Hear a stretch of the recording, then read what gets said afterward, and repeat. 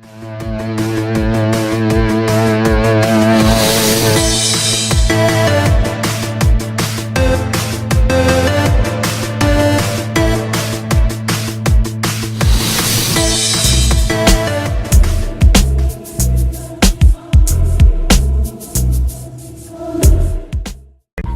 going on, fight fans? This is D, and welcome back to the Standing 8 Count Fighting channel.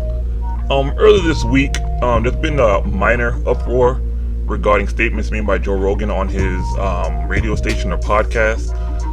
He was quoted as saying that Vasyl Lomachenko is the greatest fighter that ever lived. I mean, you can imagine, boxing fans all over the world were upset with the statement because in their mind, it's like a spit in the face to all the fighters who have come before him. And again, I believe Vasyl Lomachenko's record is 8-1. So the argument most boxing aficionados or experts or just fans are saying is, how can someone who is 8-1 be deemed the best fighter who's ever lived? Again, if you look into his amateur background, I think he's like 396-1. And of course, that's probably the best amateur record you'd ever see or find. I mean, granted, there's been some fighters who've been undefeated before, but with not as many fights to speak of. But again, Joe Rogan, someone who is, deep into the fighting arts, specifically MMA.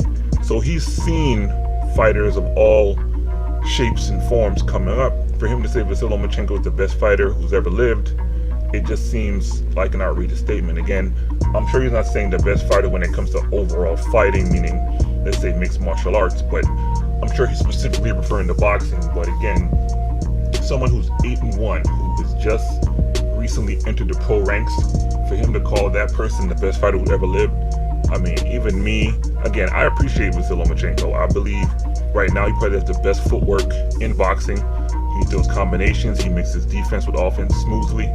But again, he's still unproven. Yeah, he's won a few titles, he's moved up in weight and defeated some decent people, but really his opposition has been lackluster, so to speak. I mean, he did lose to Orlando Salido, who is really a journeyman.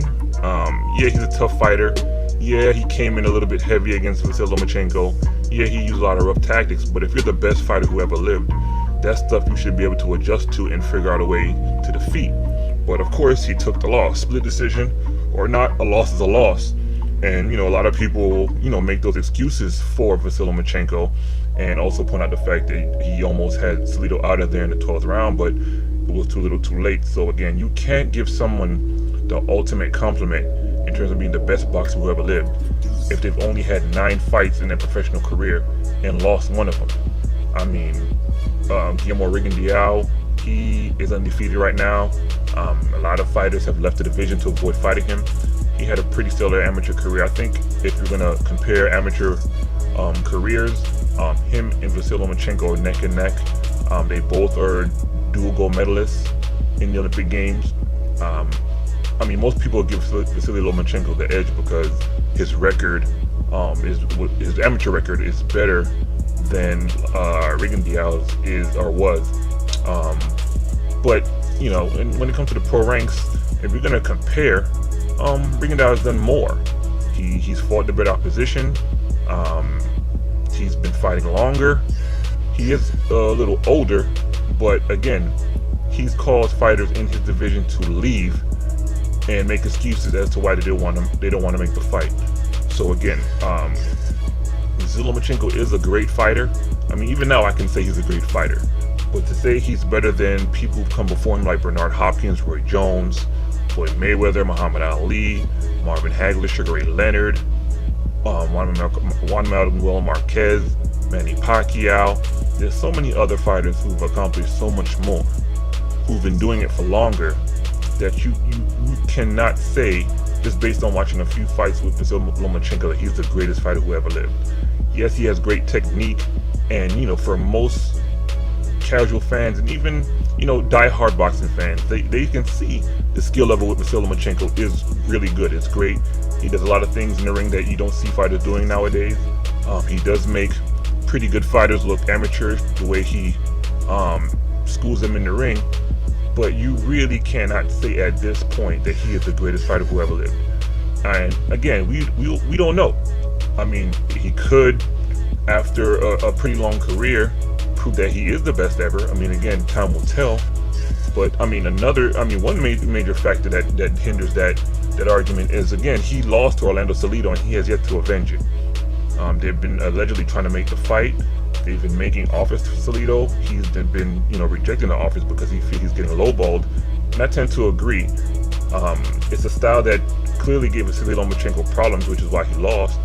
And he needs to avenge that loss. But again, he's not making a genuine effort to get that rematch signed and sealed. So until he avenges that loss, I don't even think you can rank him really in the top 5 or 6 pound for pound.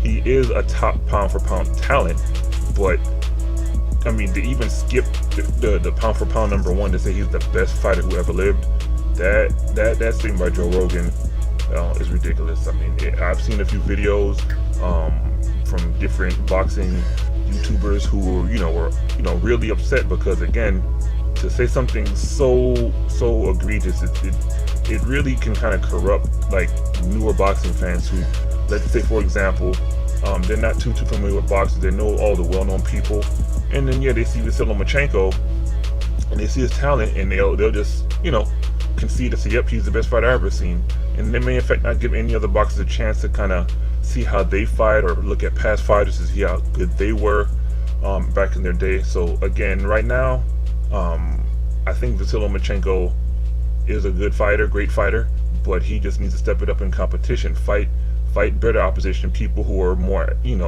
linked to his skill level, and not these guys who may have decent records or may be pretty tough but don't have the attributes to really give him a tough fight, which is mainly athleticism, footwork, and defense. Offense, I mean, a lot of fighters are good offensive fighters, such as Nicholas Walters, but that fight, again, he was on a 1-year layoff. He spent most of his training camp cutting the weight he gained in that time off. So, I mean, I'm not discrediting Lomachenko for that victory, but I personally feel that he did not get the best Nicholas Walters that fight. So, at this point, it's all a waiting game.